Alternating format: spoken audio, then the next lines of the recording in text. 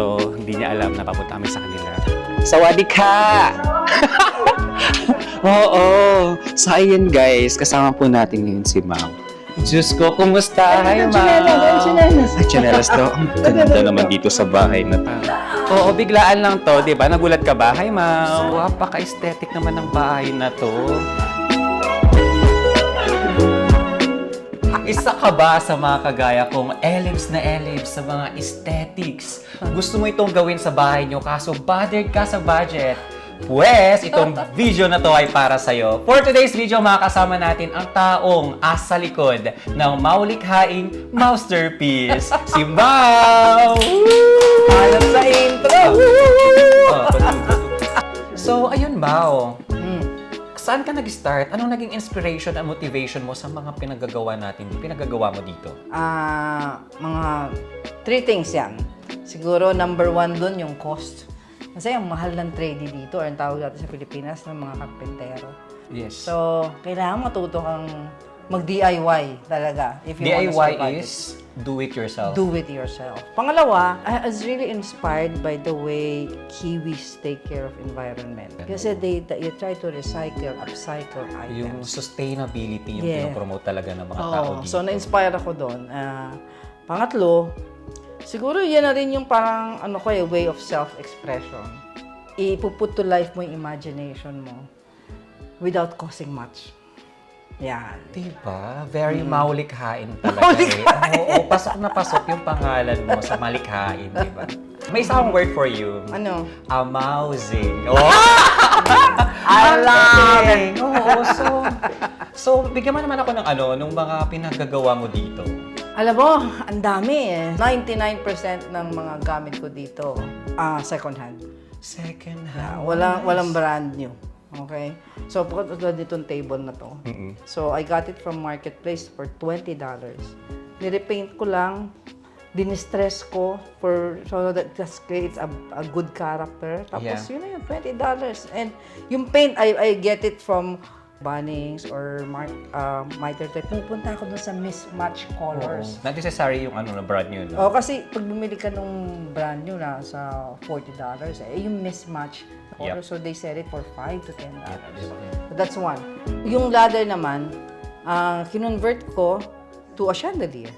So kasi nga wala akong centerpiece dun sa dining, no? Yep. So I bought it for $30 sa $30. Marketplace.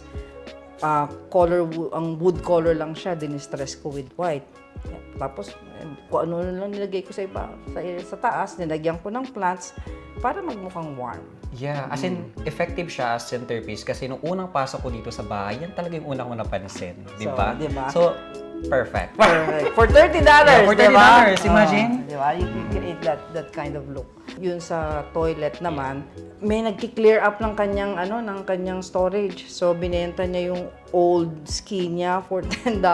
I can create a hook for my toilet. Yeah. Parang yun naman ang niya, a featured piece. Kinulayan ko lang ng lines. Bumili ako ng mga knobs, $10 sa Marketplace. Sa Marketplace. So, Yun na.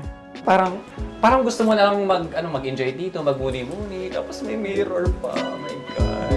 Tapos pwede mong isabit yung mga gamit mo dito. Love it. Galing.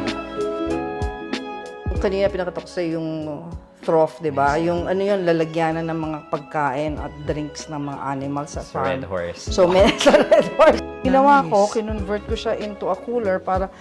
So, we fill it with ice. Tapos dyan namin nilalagay yung drinks. Saka ganyan lang siya. So, pag may party, point of conversation, what is this? Sabi ko, pinapalitan namin na Something ganyan. na nakaka-curious kasi what's inside that, di ba?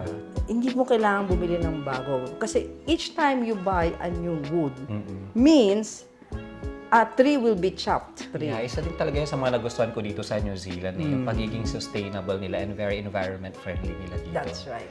So, ano yung mga tips mo para ma-achieve tong mga ganitong klaseng mga ka-aesthetic, Ang galing eh. I like the way you use your imagination, di ba? I like it. So, paano? Bigyan mo naman kami ng tips. Isa sa mga ginagamit ko as digital is Pinterest. Madami kasi doon na DIY at the same time yung recycling, upcycling items. Pangalawa, yun, be on the lookout sa mga op shop at marketplace. Yung imagination mo, luwagan mo ng konti, ano? Mahilig din ako sa mga ganyan, mga wild imagination. Siyempre, kailangan paglaruan Ayun! yung imagination mo, di ba? Tama, oo. And isa sa mga napansin ko dito sa New Zealand kasi may mga time na nag-iiwan talaga sila ng mga gamit, di ba, outside. And then you can pick it. So, ginamit mo rin yun as resources Madami. dito. Finally, yun nga, just be comfortable with the imperfections. Imperfection. Kasi there's really beauty in things that are imperfect. Pang Miss Universe eh. Oo, There's a kasi- beauty in imperfection. And I, thank you. Hindi, joke lang.